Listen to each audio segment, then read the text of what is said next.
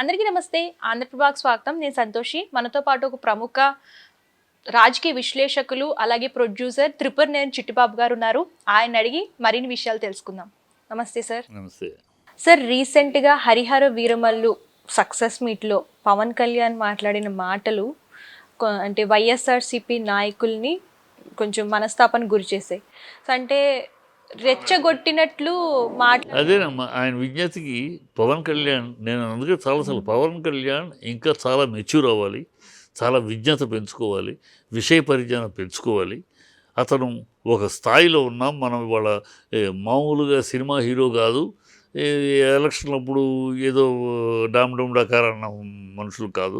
ఇవాళ ఒక పదవిలో కూర్చున్నా, ఒక బాధ్యతగా మాట్లాడాలి, ఒక సంస్కారవంతంగా మాట్లాడాలి. అదే నీ తోటి హీరోలు ఏం మాట్లాడారు? నీ తోటి హీరో ఆచార్య సినిమాని ఫెయిల్ అయినప్పుడు నీ అన్న ఏం మాట్లాడాడు?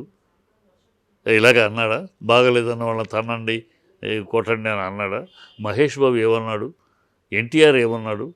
వాళ్ళ సినిమా మేమంతా ఒకటే, మేము ఎప్పుడూ ఒకటిగానే ఉంటాం, మీరు కొట్టాడుకోవద్దు ఫ్యాన్స్, మీరు విరోధులు కొట్టుకోవద్దు అని వాళ్ళు చెప్పారు. వాళ్ళకున్నంత మాత్రం విజ్ఞత నీకు లేదా పవన్ కళ్యాణ్?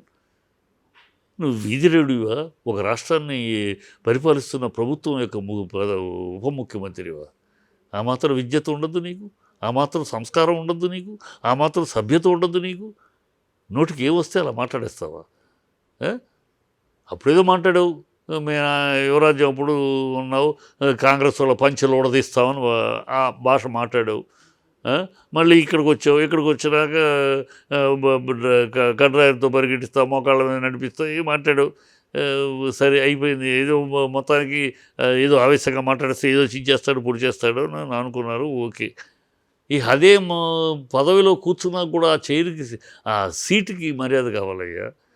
ఉప ముఖ్యమంత్రి చైర్కి, ఆ ఆసనానికి గౌరవం ఇవ్వు, ఆసనానికి సభ్యతతో సంస్కారం మాట్లాడు. దాంట్లో కూర్చున్నప్పుడు నువ్వు అక్కడ ఆశీలైనావు, ఆ సీట్లో ఉన్నావు నువ్వు. నేను బయట మాట్లాడే, నువ్వు దాంట్లో ఎక్కడ మాట్లాడినా ఉప ముఖ్యమంత్రి, అది మర్చిపోతే ఎట్లా? నువ్వు నీ భాష, నీ పరిజ్ఞానం ఉండాలి. రెచ్చగొట్టి రౌడీతనం చేయమని నువ్వు చెప్తావు ఒక ముఖ్యమంత్రిగా. ఉప ముఖ్యమంత్రిగా నువ్వు చెప్పే మాటలేదు. రౌడీతనం చేయండి, తిప్పి కొట్టండి, తిరిగి కొట్టండి అంటే వాళ్ళని వీళ్ళు కొట్టమని, వీళ్ళని వాళ్ళు కొట్టమని కొట్టుకుని సావండినా? నీ సినిమా బాగాలేదంటే కొట్టుకోవాలా? నీ సినిమా బాగుందని అందరూ అనాలా? అదే రూలా? ఉప ముఖ్యమంత్రి కానీ చట్టం అదేమన్నా? ఆ చట్టం కూడా తీసుకొస్తావా పవన్ కళ్యాణ్? నా సినిమా ఎలా ఉన్నా సరే బాగుంది అనాల్సిందే, బాగా లేకపోతే ఇలా కూడా చేస్తావంటావా? పద్ధతైనా మాట్లాడే పద్ధతైనా, కల్చర్ ఉన్న మాటలైనా, సభ్యత ఉన్న మాటలైనా, పరిణతి ఉన్న మాటలైనా, ఒక ప్రజానాయకుడు మాట్లాడే మాటలైనా, ఒక పార్టీ అధ్యక్షుడు మాట్లాడే మాటలైనా, మనిషి ఒక పెరుగుతున్న కొద్దీ, ఒక పొజిషన్లో కూర్చున్న కొద్దీ ఆ సభ్యత సంస్కారం అలవర్చుకోవాలి. అతను ముందు అదే మొన్న ఏదో 60 కాన్స్టిట్యూన్సీలు మీద కాన్సన్ట్రేటెడ్ పార్టీని బలోపేతం. ముందు నువ్వు బలోపేతం అవ్వు. ముందు నీ సంస్కారం పెంచుకో, నీ విజ్ఞత పెంచుకో, నీ వివేకాన్ని పెంచుకో, నీ పద్ధతి మార్చుకో. నోటికొచ్చింది జుట్టు ఎగరేసుకుంటూ అర్థజ్ఞానంతో అజ్ఞానంతో ఆవేశంగా మాట్లాడేటం కాదు. అది ఎప్పుడో మాట్లాడే వాళ్ళ పదవిలో ఉన్నావు.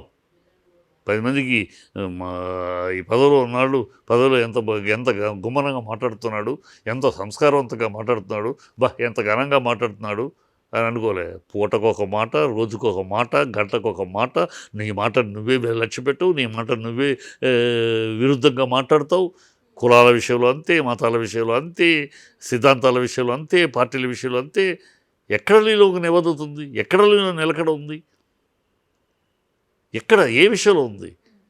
ఒక్క దాంట్లో నిలకడ ఉందని, దాంట్లో మతాలు వద్దు, కులాలు వద్దంటావు, మళ్ళీ కాపులందరూ ఓటేస్తే నేను సీఎం అవుతా అంటావు. కుటుంబ రాజకీయాలు వద్దంటావు, మళ్ళీ ఎమ్మెల్సీ సీటు కానీ మన అన్నయ్యకి ఇవ్వాలంటావు, ఇప్పించుకుంటావు. నేను క్రిస్టియన్ అబ్బా, హిందువులే ఈ దేశంలో మత కలవల కారకులు అంటావు. నేను క్రిస్టియన్ అంటావు, నా పిల్లలు క్రిస్టియన్, నా పిల్లలు క్రిస్టియన్. నాకు ఒళ్ళు బాగాలేకపోతే మా నాన్న జీసస్కి ప్రేయర్ చేశాడు, నా కొడుకు ఒళ్ళు బాగాలేకపోతే నేను మేరీ మాతకు ఫోన్ చేశాను, ప్రేయర్ చేశాను. మా నాన్న దేవుడి దీపారాధనలో సిగరెట్ అంటించుకున్నాడు. ఇన్ని మాట్లాడుతూ మళ్ళీ ఇవాళ నేను సనాతని, ఏమో సనాతని అంటావు. ఎట్లా అంటావు? నూరా తాటి పట్టాది. నువ్వు సనాతని ఎట్లా అవుతావు? సనాతని ఎవరు? పరమాతస్తుల్ని పెళ్లి చేసుకోరే, ఎవరు చేసుకోరే? సనాతన ధర్మం అంగీకరిస్తుంది అంటే ఎక్కడికక్కడ ఏ ఎండకా కూడా ఇప్పుడు బీజేపీలో చేరాలి, బీజేపీ శాఖలో కూర్చోవాలి, ఆర్ఎస్ఎస్ ఒళ్ళో కూర్చోవాలి, అందుకోసం సనాతన అంటావా? 6 హామీలు నేను తమ్ముడు, నేనే బాధ్యత, వాలంటీర్స్ మీరేమి కంగారు పడదు నేనున్నా అని మాట్లాడావు. ఇవాళ వాలంటీర్స్కి టెక్నికల్ ప్రాబ్లం అంటావా? ఏమైనా బుద్ధితో మాట్లాడటానికి 3 జీవోలు ఉన్నాయి, జీవోలు లేవు, జీవోలు ఇవ్వలేదు, టెక్నికల్ జీవోలు ఇవ్వకపో ఒక ఈ 3 జీవోలు ఉన్నాయి. సరే నీ మాటకు జీవోలు లేదే అనుకుందాం, ఎంతసేపు ప్రభుత్వానికి జీవో ఇవ్వటానికి? ఎంతసేపు అది? 1 అవర్ పని. నువ్వు అన్నమాటకు మీరు అన్నమాటకు చిత్తశుద్ధి ఉంటే 1 గంట పని జీవోలు ఇవ్వడానికి. ఉన్న జీవోని ఎక్స్టెండ్ చేయొచ్చు, లేదు కొత్త జీవో ఇవ్వండి, ఎంతసేపు? దానికి అది జీవోలు ఇవ్వలేదు, టెక్నికల్గా ఏం చేయాలంటే పిచ్చి అబద్ధాలు ఎందుకు, పిచ్చి డ్రామాలు ఎందుకు? బస్సులు ఏది అన్నిటికీ నువ్వు అన్నావు కదా, చెల్లెళ్ళు నేను మీ అన్నయ్య నేను ఉన్నాను, ఒక్క ఆడదాని మీద చూడాలంటే భయప్రాంతులు అయిపోవాలన్నావే. మరి నువ్వు వచ్చినాక 150 మంది పోయారయ్యా, దళిత అమ్మాయిని రేప్ చేశారయ్యా, నీ నోరు పెగలదు. పిఠాపురంలో 8 ఏళ్ల పిల్లల్ని అగైతే చేస్తే నీ నోరు పెగలదు. దళితుని బహిష్కరిస్తే నీ నోరు పెగలదు. ఇంకెప్పుడు పెగలుతుంది నీ నోరు? చంద్రబాబు 20 ఏళ్ళు ఆయనే ముఖ్యమంత్రి అంటానికి నేను నోరు లెగుస్తుందా? ఏమి ఎందుకరా? ఇదే రాజకీయం, ఈ రాజకీయం.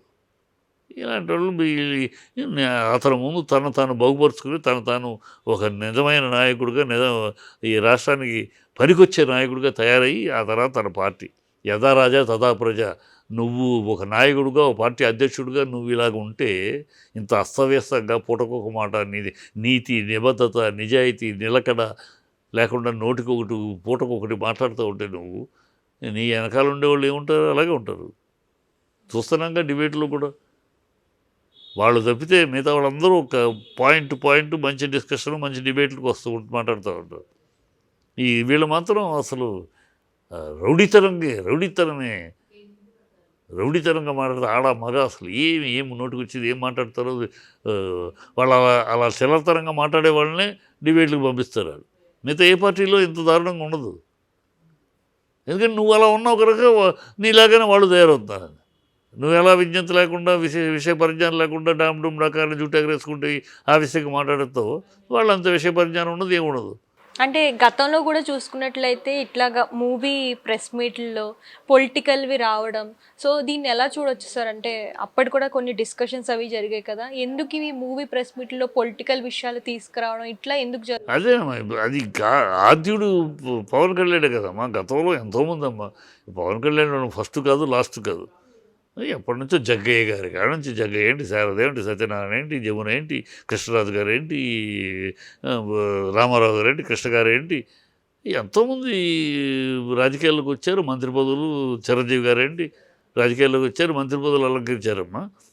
వాళ్ళెవరు రాజకీయాలు సినిమాలు రాజకీయాలు అంతే. ఎలక్షన్ అప్పుడు మిగతాప్పుడు వాళ్ళు రాజకీయాలు ఉంటాయి. సినిమా అనేది సినిమాలో అందరూ కలిసి పనిచేసేవారు కదా.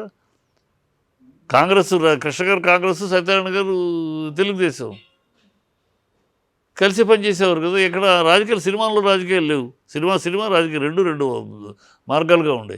ఈ పవన్ కళ్యాణ్ అనే వ్యక్తి వచ్చినాకే ఈ రాజకీయాలని దీన్ని కలిపి మొదలెట్టాడు. రాజకీయ ఫంక్షన్లో సినిమాల గురించి మాట్లాడటం, గేమ్ చేంజర్లో సినిమాల గురించి మాట్లాడటం, ఫంక్షన్లో రాజకీయాలు మాట్లాడటం, సినిమా ఫంక్షన్లో రాజకీయాలు మాట్లాడటం, రాజకీయాల్లో సినిమాల గురించి మాట్లాడటం, ఆ మిక్స్ చేసి కంపు అనే రాజకీయాలకి ఆద్యుడు పవన్ కళ్యాణ్ రాజకీయ ఎంట్రీనే ఇంత సినిమా ఫీల్డ్లో రచ్చ అయిపోతుంది. ప్రతిదానికి సినిమా వాళ్ళ మీద పడిపోవటం.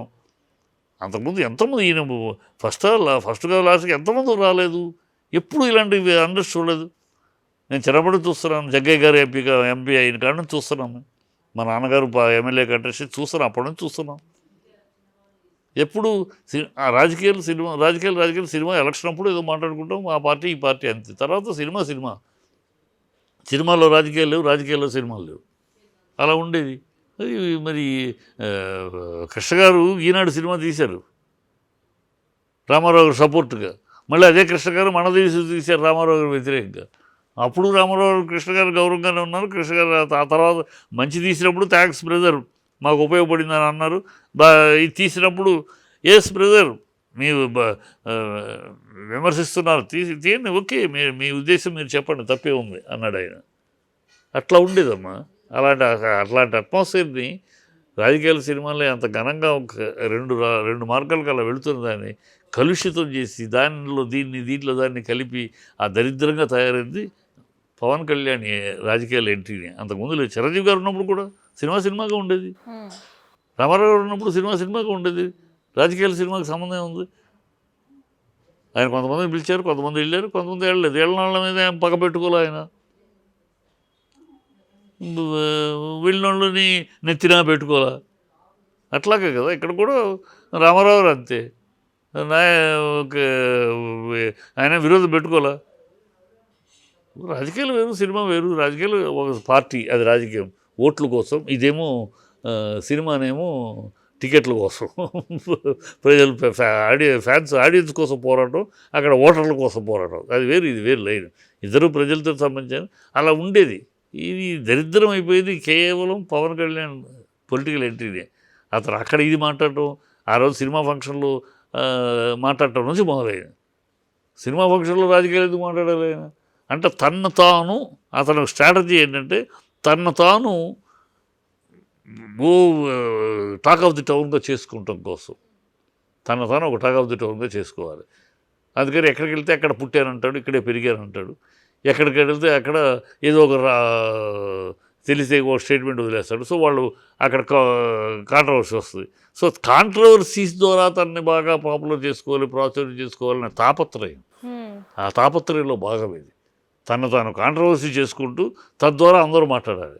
లేదా తమిళనాడులో ఇప్పుడు తనకేం లేదు. గతంలో తమిళనాడు తన సినిమా కూడా ఏం ఆడలేదు. ఇవాళ ఇది రిలీజ్ అయింది తప్పితే తమిళనాడులో ఏదో అతని సినిమా ఓపెనింగ్స్ కూడా ఉండవు.